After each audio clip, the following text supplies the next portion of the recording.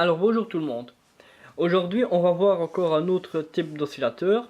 Cet oscillateur sera de type symétrique, ce qui veut dire que dans ce circuit on va retrouver deux oscillateurs qui vont en former qu'un. Donc ce circuit on voit qu'il fonctionne ici avec un bouton poussoir et avec les composants utilisés précédemment. Donc je vais mettre le circuit sous tension et je vais vous le faire découvrir. Donc je mets hop voilà sous tension et j'appuie sur le bouton poussoir.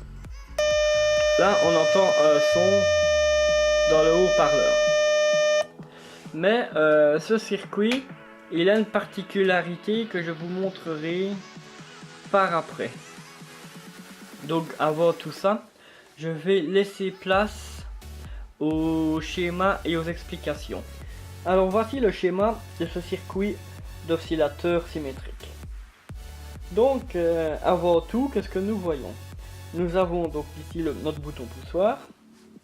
Là nous avons un condensateur ici de 47 nanofarad, un deuxième condensateur de 100 nanofarad, une résistance ici de 10 000 ohms, une deuxième de 47 000 ohms, une troisième de 22 000 ohms, une quatrième de 1000 ohms et une cinquième ici de 1000 ohms. Nous voyons également que nous avons trois transistors. Le premier est de type PNP, donc BC557 ou équivalent peut faire l'affaire.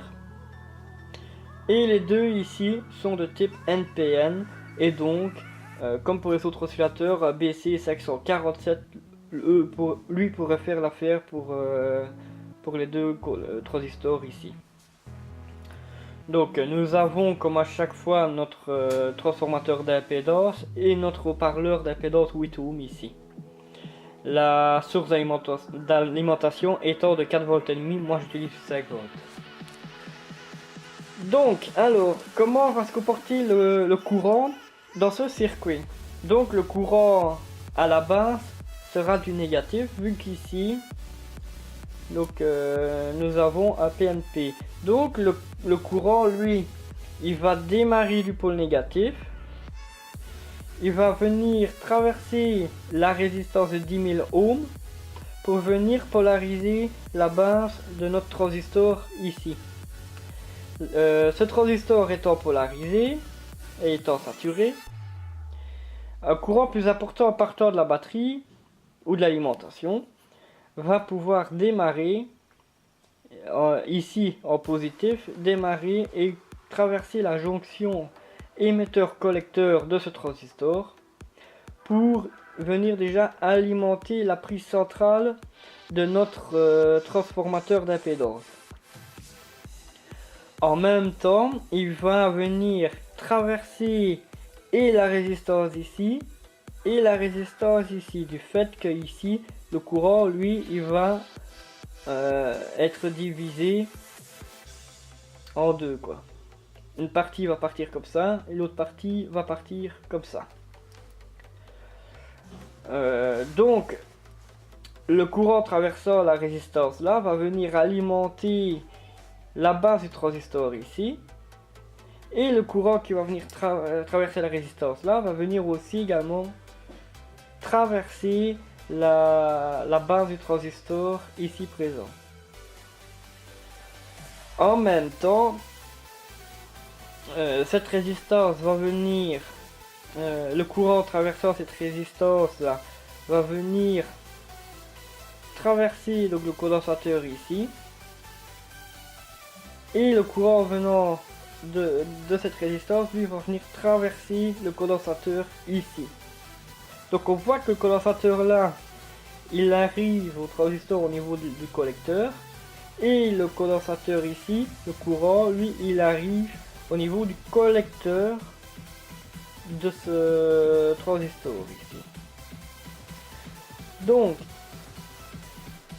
la base de ce transistor étant alimentée, un courant venant à ce moment là du transformateur va venir traverser la résistance d'un kiloohm, pour venir traverser la jonction collecteur-émetteur de ce transistor, pour venir ainsi retraverser la jonction collecteur-émetteur du second transistor, mais en même temps, le courant va rejoindre le pôle inverse de l'alimentation.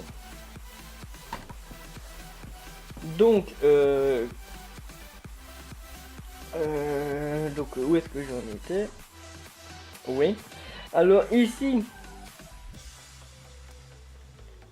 la base de ce transistor ici, elle est également alimentée par la résistance ici qui nous vient de, enfin qui est branchée sur le transformateur ici.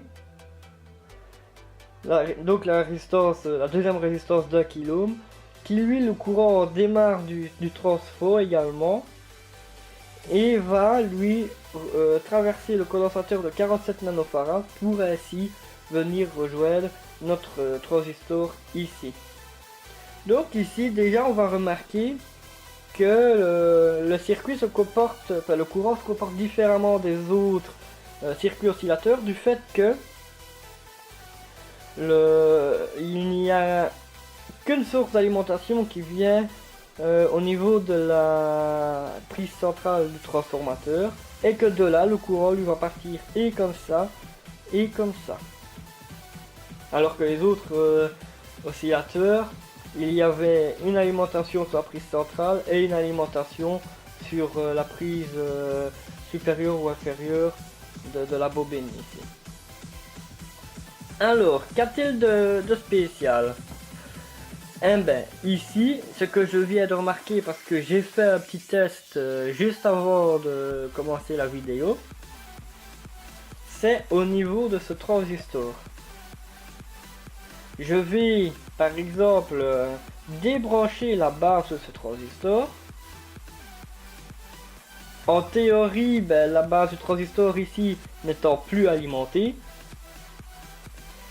il n'y aura plus de courant qui devrait normalement, je dis bien normalement, circuler comme ça. Mais en débranchant ici, j'ai toujours du son, mais beaucoup plus aigu, du fait que le courant lui continue quand même à passer ici. Donc je vais vous montrer ça avec le circuit. Là.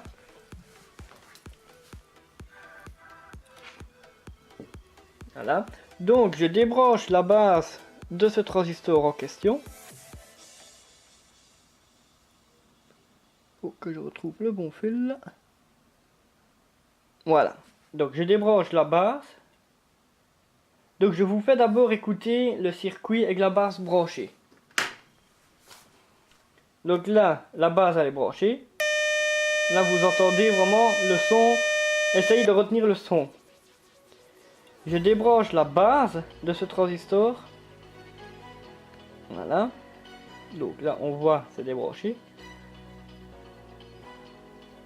Et là, voilà, c'est vraiment un son fort aigu. Je ne sais pas si vous allez l'entendre au niveau de la caméra. Si vous l'entendrez au niveau de la vidéo. Mais moi je l'entends. C'est vraiment un son fort aigu strident, quoi. Je reconnecte la base. Et voilà. Alors en fait, qu'est-ce qui se passe? Il se passe que, en débranchant la base ici, la base ici, il y a quand même une toute petite tension au niveau des bornes, donc au niveau du collecteur et de l'émetteur. Il y a quand même une toute petite tension qui reste ici, du fait que la base d'un transistor étant alimentée, un courant plus important lui va pouvoir circuler. Mais la base ici n'étant plus alimentée, ben il laissera quand même passer un courant très minime. Donc ce qui pourrait être éventuellement un courant de fouette. Qui vient alors à ce moment-là continuer à venir traverser donc ce transistor ici et rejoindre en même temps donc le pôle inverse de l'alimentation qui est ici. Donc voilà un peu ce qui est excusez-moi, ce qui est spécial avec ce circuit. Et ça, j'ai fait la mesure tantôt avant de faire la vidéo et j'ai fait le petit test tantôt quoi. Donc voilà. Alors ici, concernant le courant alternatif, ben, on voit qu'on en a ici, là, qui vient traverser le condensateur ici et vient alimenter ici la bande de la résistance. Et nous en avons ici, il vient traverser le condensateur ici et vient jusqu'à l'embranchement ici. Donc voilà. Et fatalement au niveau de la sortie du transformateur qui vient alimenter notre haut-parleur. Donc voilà un peu ce que moi j'ai découvert par rapport à un oscillateur symétrique. Donc voilà pour ce qui est de l'oscillateur symétrique. Donc ici j'ai une petite précision par rapport aux explications de la petite spécificité de ce circuit. Donc la réaction de ce circuit va provenir des deux condensateurs qui eux sont directement raccordés à la bobine du transformateur ici. Et donc raccordés de cette façon, quand un condensateur va se charger, l'autre va se décharger et ainsi de suite. Ce qui veut dire quand un se décharge, ben, un transistor n'est plus alimenté, mais pendant que l'autre se charge, l'autre transistor lui est alimenté et ainsi de suite. Donc il y aura toujours le circuit sera toujours en fonctionnement du fait que l'un ou l'autre transistor sera en fonctionnement. Donc voilà un peu pour ce qui est de la spécificité de ce circuit. Donc voilà. En espérant que ça vous a plu, je vais vous souhaiter une bonne fin de journée et sera à plus pour les prochaines vidéos de la chaîne Proto Électronique. Voilà, bye!